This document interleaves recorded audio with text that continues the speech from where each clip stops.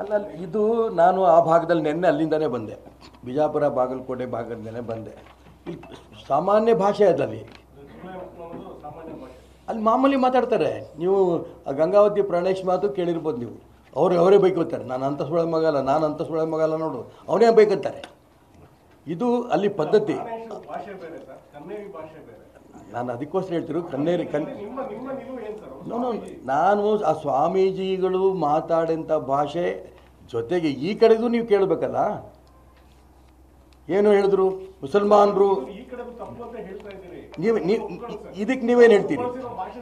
ಇದಕ್ಕೆ ನೀವೇನು ಹೇಳ್ತೀರಿ? ಹಿಂದೂಗಳು, ಮುಸಲ್ಮಾನರು ಮತ್ತು ಲಿಂಗಾಯತರು ಒಂದೇ, ಇದಕ್ಕೆ ಒಪ್ತೀರಾ ನೀವು? ಒಂದು ನಿಮಿಷ, ನಾನು ಯಾಕೆ ಹೇಳ್ತಾ ಇದ್ದೀನಿ ಅಂದರೆ ಆ್ಯಕ್ಷನ್ನಿಗೆ ರಿಯಾಕ್ಷನ್ ಆಗಿದೆ. ಆ್ಯಕ್ಷನ್ನಿಗೆ ರಿಯಾಕ್ಷನ್ನು, ಯಾವುದೇ ಜಗಳ ಆಗಂಥ ಸಂದರ್ಭದಲ್ಲಿ ಆ್ಯಕ್ಷನ್ಗೆ ರಿಯಾಕ್ಷನ್ನು. ಮತ್ತು ಈ ಪದನು ಇದಾರು ಕೂಡ ಸೈದ್ಧಾಂತಿಕವಾಗಿ ಬಳಸಿರೋಂಥ ಪದಗಳು.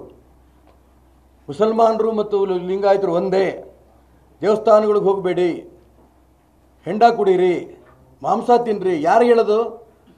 ಲಿಂಗಾಯತರಿಗೆ ಹೇಳೋದು. ನನ್ನ ಕುರುಬನಿಗೆ ಹೇಳಿದ್ರೆ ನಾನು ಹೋಗ್ತಿದ್ದೆ, ಮಾಂಸ ತಿಂತೀನಿ ಅಂತಿದ್ದೆ.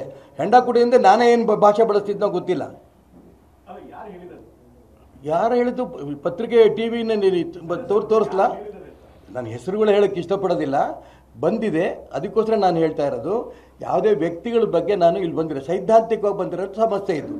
ನಾನು ಕನ್ನೇರಿಗೂ ಹೋಗ್ಬಿಟ್ಟು ಬಂದಿದ್ದೇನೆ. ಆ ಕನ್ನೇರಿಯರು ಅವ್ರು ಮಾಡ್ತಾ ಇರೋಂಥ ಸೇವಾ ಚಟುವಟಿಕೆಗಳು ನೋಡಿದ್ರೆ ಸಂತೋಷ ಆಗುತ್ತೆ.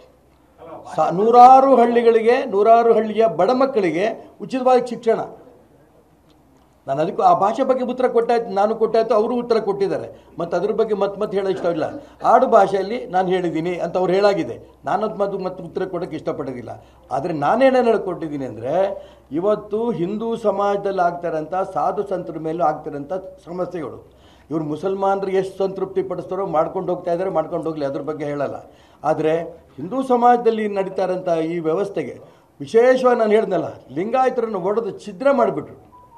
ಇದಕ್ಕೋಸ್ಕರ ಹೇಳ್ತಾ ಇದ್ದೀನಿ, ನಾಡಿದ್ದು ಅಲ್ಲಿ ಕೂತು ಚರ್ಚೆ ನಾವು ಮಾಡೋರಿದ್ದೇವೆ.